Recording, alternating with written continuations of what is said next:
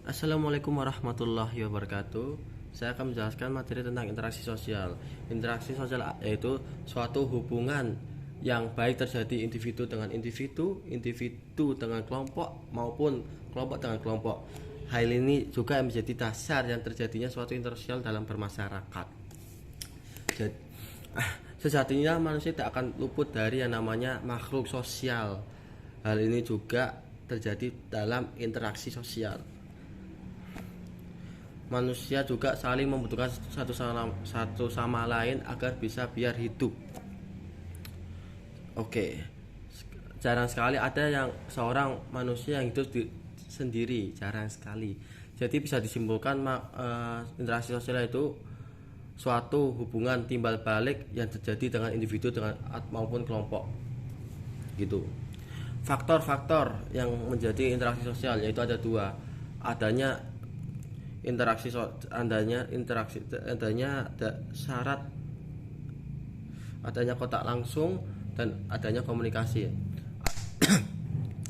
Adanya kontak langsung berdasarkan pengertian sosiologi yaitu berupa interaksi yang tidak hanya bisa dilakukan dengan tatap muka. Contohnya apa? Ada dua contoh di sini yaitu kontak sekunder dan kontak primer. Kontak primer yaitu di mana kontak sosial jenis ini terjadi secara langsung tanpa melalui perantara media apapun, seperti contohnya bertatap muka, yaitu bisa di contohnya pasar, di masjid, itu bisa juga di sekolah. Yang bagaimana dengan yang sekunder?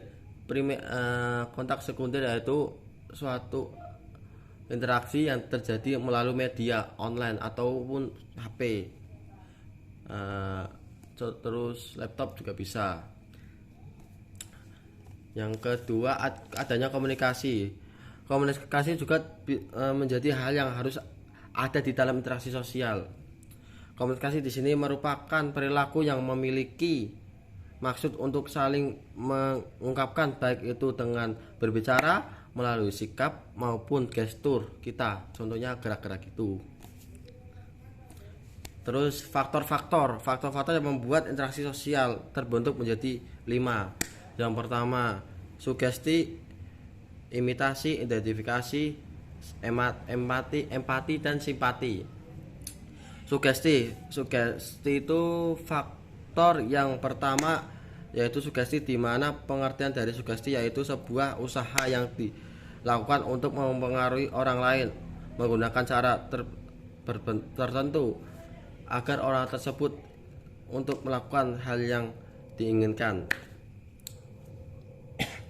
Yang kedua itu imitasi yaitu suatu usaha yang dilakukan untuk meniru orang lain, baik dalam hal sikap, gaya, perilaku, dan cara gaya hidup maupun penampilan. Biasanya hal ini terjadi pada orang yang memiliki rasa ketertarikan sendiri kepada hal yang melekat pada diri orang tersebut.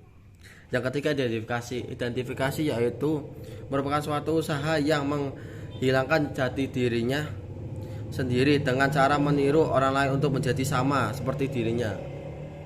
Karena setiap manusia itu memiliki ciri khas masing-masing yang berbeda. Yang keempat, simpati yaitu ada simpati yaitu sebuah proses dari rasa ketertarikan kepada seorang, baik itu karena penampilan, sikap maupun gaya. Yang terakhir, yang kelima itu empati. Faktor empati terbentuknya interaksi sosial yang terakhir yaitu empati itu yaitu sebuah sikap untuk berusaha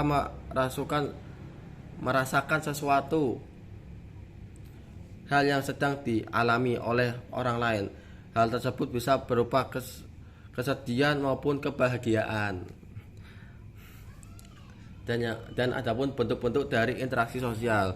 Bentuk dari interaksi sosial sendiri terbagi menjadi 2, yaitu interaksi sosial asosiatif dan interaksi sosial disosiatif. Interaksi sosial asosiatif, bentuk dari interaksi sosial ini yaitu berupa interaksi sosial yang memiliki sifat positif. Tujuan bentuk interaksi sosial ini yaitu untuk mengarahkan menjadi kebaikan melalui kerjasama. Contohnya gotong royong, apalagi ya tentang melakukan hal yang positif.